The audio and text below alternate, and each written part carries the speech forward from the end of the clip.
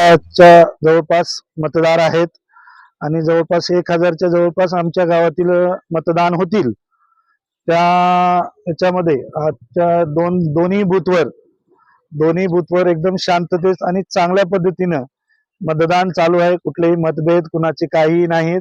सर्व मतदार आपल्या आपल्या पद्धतीनं आपल्या आपल्या आवडीच्या उमेदवाराला मतदान करत आहेत।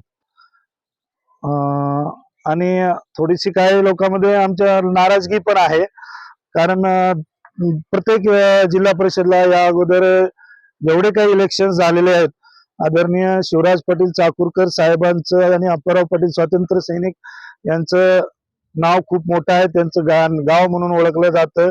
स्वर्गीय माधवराव पाटील असतील, बसवराज पाटील कवखेडकर, बापूराव राठोड कवखेडकर, आमच्या गावामध्ये आमचे स्थानिकचे उमेदवार प्रत्येक जिल्हा परिषदला निवडणूक लढवलेले आहेत आणि निवडून पण आलेले आहेत। पण यावेळेस पक्षाने म्हणा आमच्या गावातल्या एकाही उमेदवाराला तिकीट न दिल्यामुळे थोडी जनतेतून नाराजगी व्यक्त केली जाते, जाणून बुजून डावळल्यामुळे।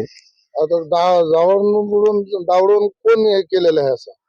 हे महायुतीचे जे नेते आहेत त्या लोकांनी केलेले आहेत।